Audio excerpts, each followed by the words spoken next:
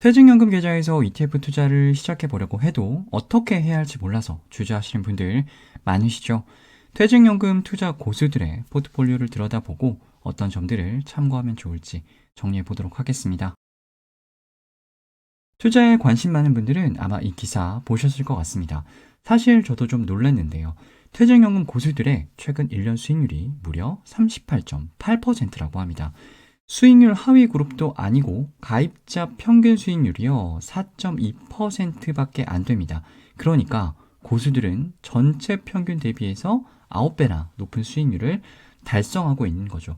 대부분의 언론에서 이 내용을 다루었는데 자료의 출처는 바로 여기입니다. 2025년 11월 27일 금융감독원에서 퇴직연금 투자백서2를 발간을 했어요. 부제가 연금고수의 투자 포트폴리오 살펴보기입니다. 투자 고수들이 무엇에 투자해서 수익을 많이 냈다. 이 내용뿐만 아니라 노후를 준비하는 분들이 참고할 만한 내용들이 정말 많이 들어있거든요. 이 자료에서 중요한 내용들을 같이 보려고 합니다. 일단 자료에서 말하는 퇴직연금 고수의 기준은 다음과 같습니다. 증권, 은행, 보험사에서 3년 이상 잔고 1,000만 원 이상을 유지한 DC 가입자를요 5개 연령대별로 구분을 합니다. 각 연령대별로 수익률 상위 100명을 선정했습니다. 총 1,500명이 되겠죠. 기준일은요 2025년 6월 말입니다. 뒤에서 보여드릴 고수들의 수익률이랑 포트폴리오가 지금이랑 다를 수 있다는 점 감안하고 보시면 좋을 것 같습니다. 고수들의 최근 1년 수익률이 38.8%입니다. 최근 3년 연평균 수익률도요. 무려 16.1%예요. 1년 반짝 잘한 것이 아니라 퇴직연금 고수들은 꾸준히 성과를 내고 있다는 것을 알 수가 있죠. 고수들 수익률만큼이나 눈에 띄는 것이 가입자 평균 수익률입니다. 고수들은 3년 평균 수익률과 최근 1년 수익률 차이가 굉장히 많이 나는데요. 가입자 평균 수익률은요, 3년이나 최근 1년이나 큰 차이가 없습니다. 그 이유는 퇴직연금 DC형을 운영하는 분들이 대부분이 원리금 보장형에 투자를 하고 있기 때문에 그래요. 최근 1년 수익률이 4.2%죠. 최근 3년 연평균 수익률이요, 4.6%입니다. 최근 1년 수익률이 3년 연평균 수익률보다 낮은 이유도 금리가 계속 내려가면서 3년 중에 최근 1년이 원리금 보장 상품 금리가 가장 낮아졌기 때문입니다. 권역별로 나눠보면요. 증권사 고수들의 수익률이 가장 높습니다. 아무래도 은행이나 보험사보다는 증권사에서 퇴직연금 계좌 운영하시는 분들이 공격적인 성향을 가지고 있기도 하고요. 그리고 퇴직연금 계좌에서 투자할 수 있는 상품의 수가 증권사가 가장 많습니다. 연령대별로 보면 40대가 수익률이 가장 높습니다. 최근 1년 고수들의 수익률이 38%라고 앞에서 말씀드렸죠. 그런데 40대 고수들의 1년 수익률은요 50.8%입니다. 같은 퇴직연금 고수라고 묶여 있지만 30대 미만 그리고 60대 이상과 비교하면 월등히 높은 것을 볼 수가 있죠. 40대와 50대는 투자 경험이 많기도 하고요. 그리고 퇴직연금 규모도 크겠죠. 그러다 보니까 다른 연령대보다 이 퇴직연금 계좌 운용에 관심이 많을 겁니다. 보다 적극적으로 운용을 하고 있을 거고요. 그러한 관심이 좋은 성과로 이어졌다라고 볼 수가 있겠습니다. 한 가지 더 눈에 띄는 것은 30대 미만의 수익률인데요. 60대 이상은 위험 성향이 낮으니까 40대, 50대 비해서 상대적으로 수익률이 낮은 것이 이해가 되는데 30대 고수들의 수익률이요. 13.5%밖에 안 돼요. 그 이유는 크게 두 가지인데요. 뒤에서 다시 말씀을 드리겠습니다. 1년 38%, 3년 평균 16% 고수들의 이 성과의 비결은요. 실적 배당형 상품입니다. 원리금 보장 상품은 20.5%밖에 안 됩니다. 수익률이 가장 좋은 연령대인 40대의 실적 배당형 상품은 83.6%로 전체 평균보다 높은 것을 볼 수가 있고요. 30대 고수의 실적 배당형 비중은 전 연령대를 통틀어서 가장 낮은 것도 확인할 수가 있는데요. 30대 투자 성향이 보수적이기 때문은 절대 아닐 겁니다. 개인적으로 추측을 해보자면 퇴직연금 계좌 운용에 대한 관심이 다른 연령대에 비해서 상대적으로 낮기 때문이 아닐까 싶어요. 30대는 아직 은퇴가 먼 이야기이기도 하고요. 직장 생활을 한 지 얼마 되지 않았을 테니까 이 적립금의 규모도 크지가 않겠죠. 그러다 보니까 적극적으로 운용해야겠다라는 필요성도 느끼지를 못하고 있을 겁니다. 권역별로 나눠보면 역시 증권사를 이용하고 있는 퇴직연금 고수들의 실적 배당형 상품 비중이 월등히 높은 것을 볼 수가 있어요. 퇴직연금 고수들의 포트폴리오에서 79.5%를 차지하고 있는 실적 배당형 상품 중에서는요, 주식형 비중이 압도적으로 높습니다.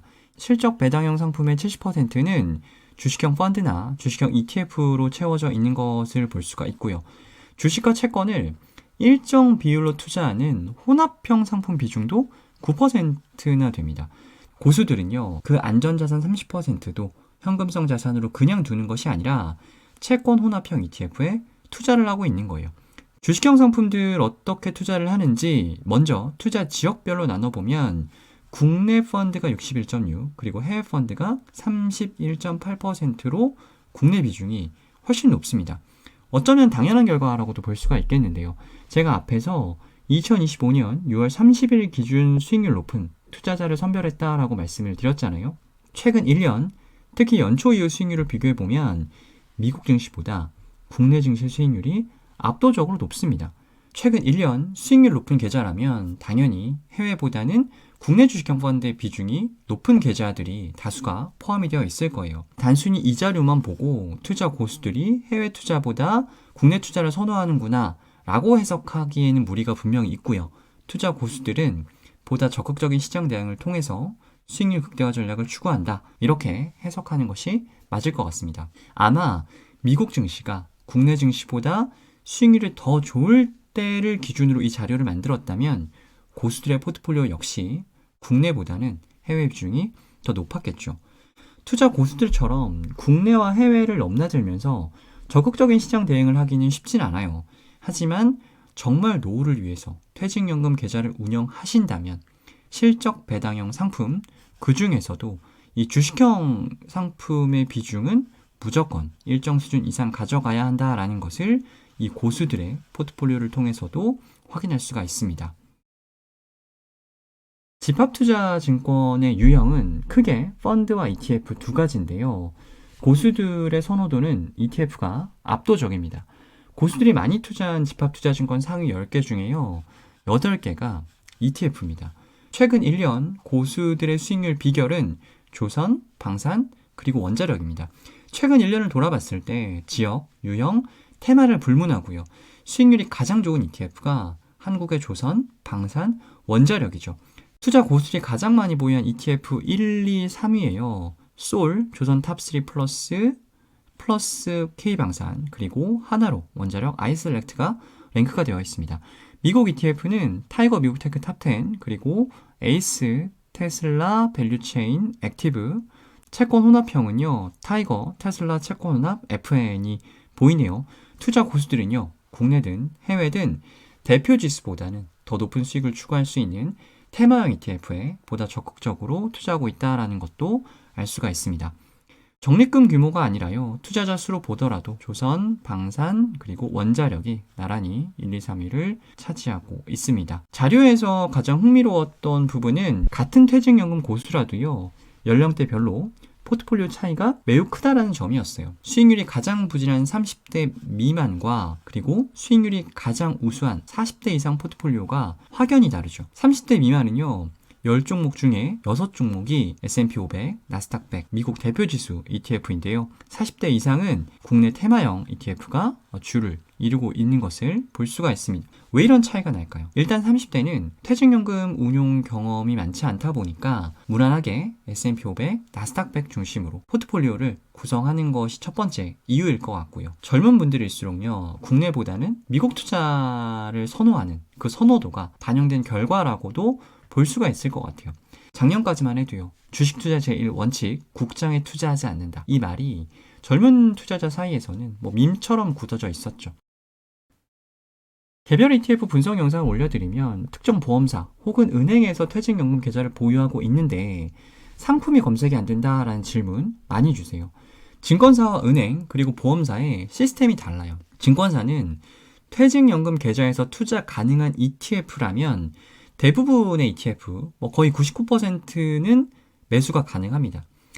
은행이나 보험사는요, 모든 ETF를 고객한테 열어두지 않습니다. 회사마다 까다로운 상품 선정 기준이 있어서 그 기준에 부합한 ETF만 거래가 가능하도록 해요. 그러다 보니까 변동성이 높은 테마형 ETF나 구조가 다소 복잡한 커버콜 ETF, 그리고 상장 이후에 레코드가 충분하지 않은 액티브 ETF들은 은행이나 보험사에 라인업이 되어 있지 않는 경우가 많습니다. 물론 투자자를 보호하기 위한 하나의 방법이라고도 할 수가 있어요. 하지만 ETF 투자를 자유롭게 하고 싶은 분들한테는 사실 불편한 것이 맞죠. 퇴직연금 계좌를 운용할 때 ETF를 제약 없이 투자하고 싶은 분들은요, 은행이나 보험사보다는 증권사에서 투자하시는 것이 훨씬 더 유리합니다. 아직도 많은 분들이 원금 손실 위험 때문에 퇴직연금을 원리금 보장 상품으로만 투자를 하고 계신데요. 원금 손실 위험보다 더 위험한 것이 물가 상승 위험입니다.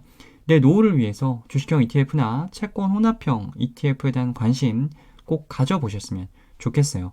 퇴직연금 투자 고수들처럼 적극적인 리밸런싱을 꼭 할 필요는 없습니다. 일단 미국 대표 지수 ETF 중심으로 포트폴리오를 구성하시고 점점 관심의 범위를 넓혀 나가시면 돼요. 한 가지 꼭 당부드리고 싶은 것은 투자를 하실 때는 그 어떤 편견도 갖지 않으셨으면 좋겠습니다. 특정 자산 혹은 특정 지역에 대한 막연한 선입관은요, 내 계좌의 수익률을 저해할 뿐입니다.